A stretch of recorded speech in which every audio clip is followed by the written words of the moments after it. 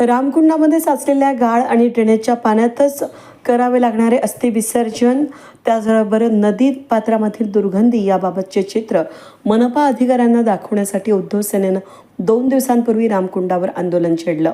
मनपा प्रशासनानं दखल न घेतल्यास उग्र आंदोलन करण्यात येईल असा इशारा दिल्यानंतर पालिकेनं गोदावरी नदीपात्रात स्वच्छता मोहीम सुरू केली आहे.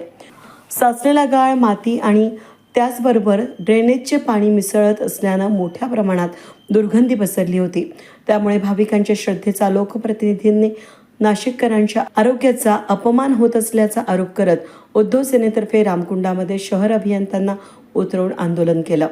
महापालिका प्रशासनानं वेळीच रामकुंड गोदापात्र स्वच्छ केलं नाही तर आंदोलन आणखीन उग्र स्वरूपाचं छेडण्यात येईल असा इशारा देण्यात आला. उद्धव सेनेच्या आंदोलनाच्या इशाऱ्यानंतर प्रशासनानं तातडीनं हालचाली करत गोदावरी नदी आणि रामकुंडाच्या साफसफाईला जोरदार सुरुवात केली आहे.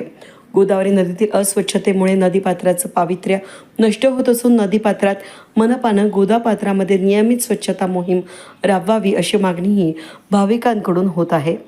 वेद न्यूजसाठी प्रतिनिधी अनिल गुंजाळ, पंचवटी, नाशिक.